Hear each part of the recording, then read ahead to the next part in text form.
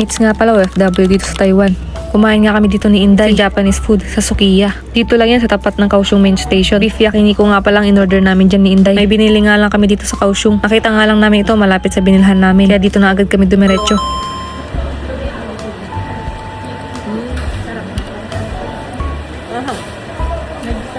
Medyo nahihirapan nga ako dyan ngumuya. Masakit din kasi yung ngipin ko na at namamaga. Pero kahit ganun, tuloy pa rin ang lamon. Kain po. Hindi ko na nga kayo naalok dyan at gutom na talaga ako.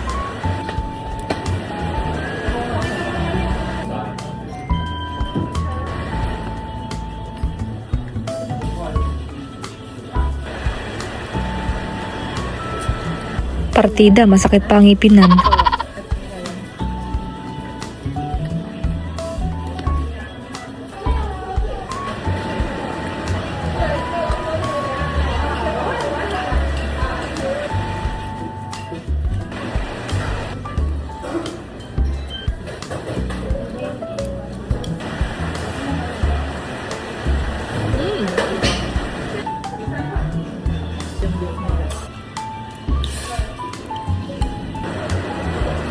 At nauna pa ako natapos kay Inday kumain.